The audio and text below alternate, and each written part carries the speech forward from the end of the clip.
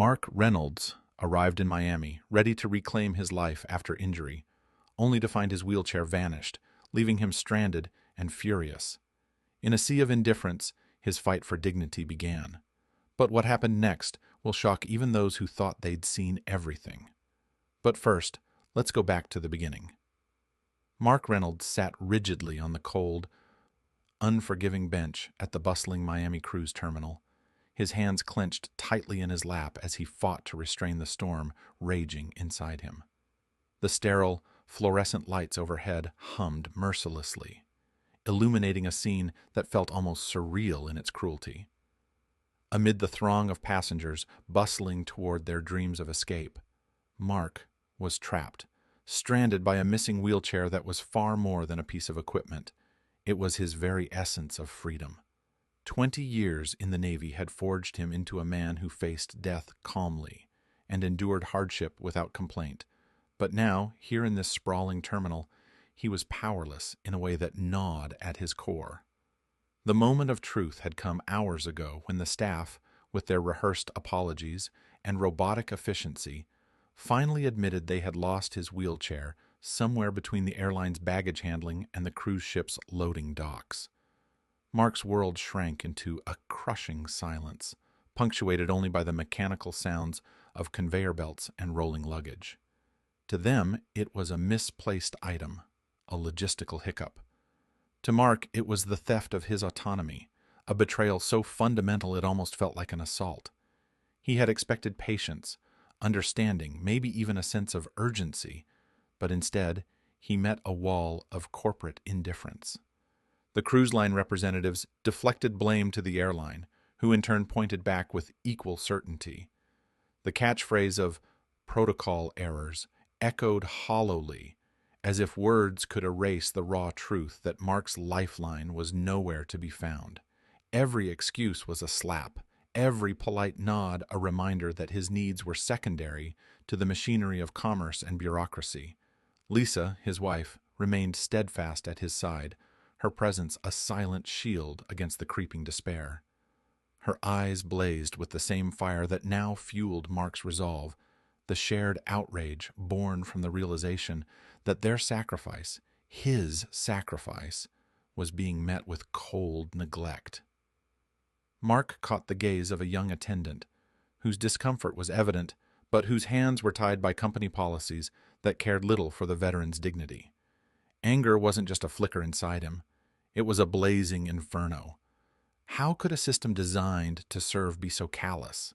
How could those entrusted with safe passage treat a disabled veteran like a liability, an inconvenience to be managed rather than a man deserving respect? Time crawled painfully.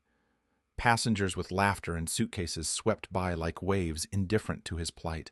Mark's throat tightened from shouting, from pleading, from demanding that someone, anyone, acknowledge the depth of his loss. This was no simple inconvenience.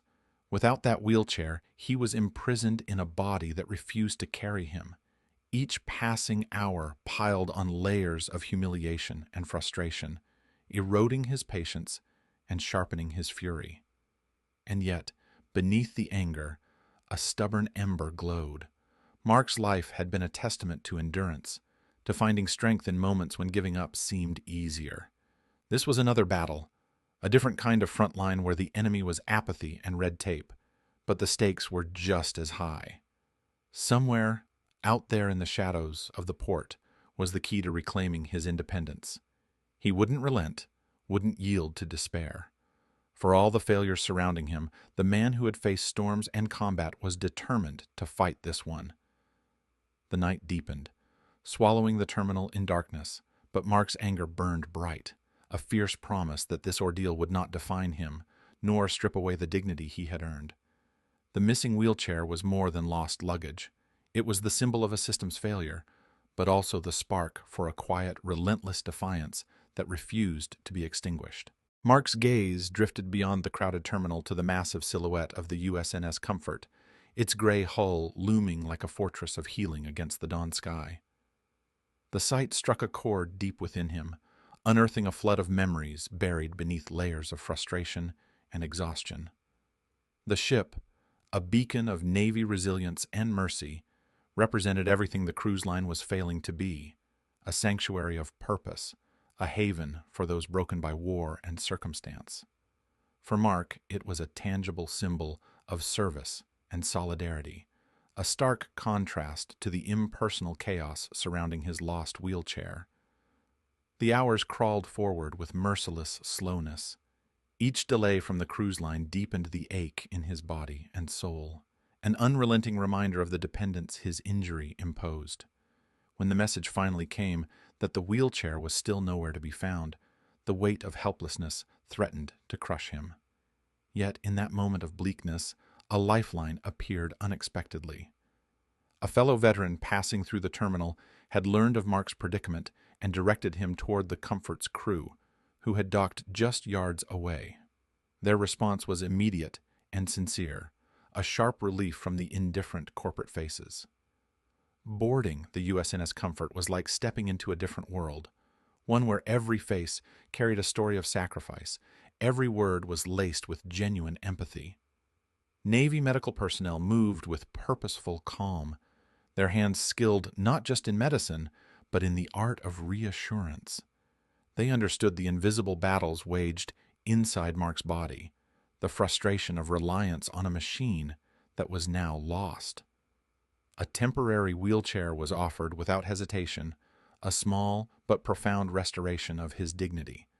More than that, they provided medical attention to ease his pain and, crucially, a space where Mark was seen and respected, not reduced to a claim number or a lost piece of luggage.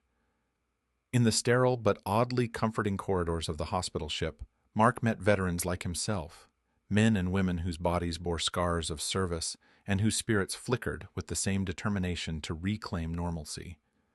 Their presence was a quiet balm, a living testament that pain did not mean defeat.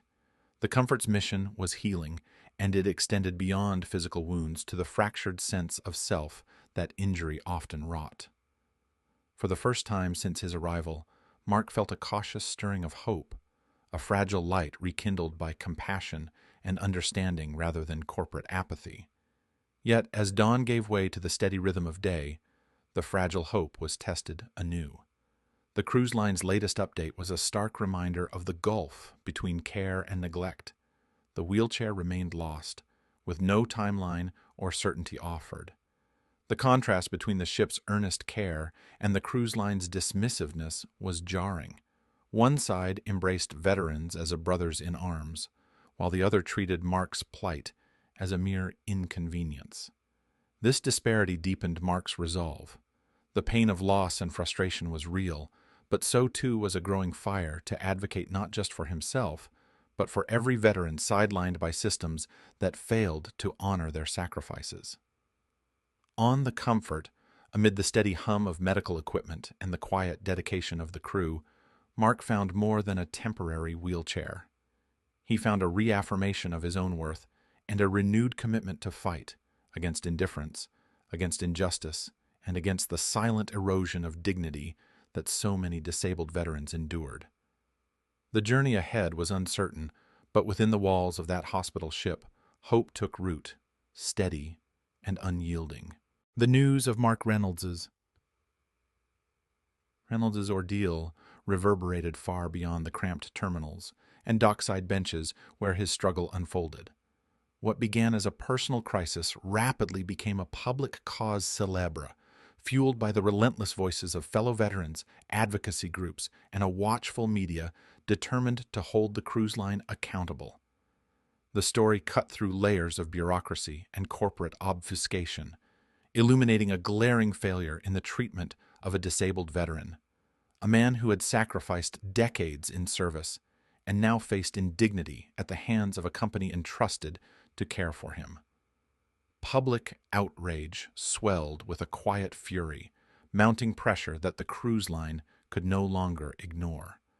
Headlines blared across news outlets, social media campaigns trended, and calls for justice grew louder.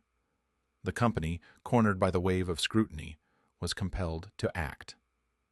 Behind closed doors, frantic searches and investigations unfolded.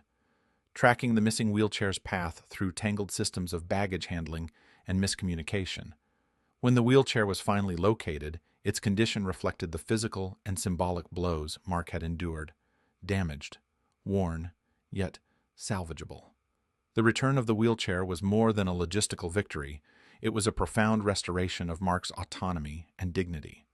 To be seated once again in the chair that embodied his independence was to reclaim a piece of himself stolen by negligence. It marked the end of a dark chapter, but also the beginning of something far greater, a testament to resilience, community, and the enduring fight for respect. Mark's first act upon regaining his mobility was to revisit the USNS Comfort. The ship that had been a refuge in his darkest hours became the stage for a quiet reunion. The Navy medical staff and fellow veterans greeted him with smiles and solemn nods, their shared experience weaving a bond stronger than any bureaucratic failure. He spoke with the crew who had offered him not just care, but validation when he felt most invisible, their support a lifeline amid despair. This moment of gratitude underscored a central truth: the strength of a community that rallies around its own, even when institutions falter. In a public statement that resonated far beyond his immediate circle, Mark spoke with a clarity and conviction born from hardship. His words pierced through the noise of controversy, capturing the complexity of his journey. Our veterans deserve respect.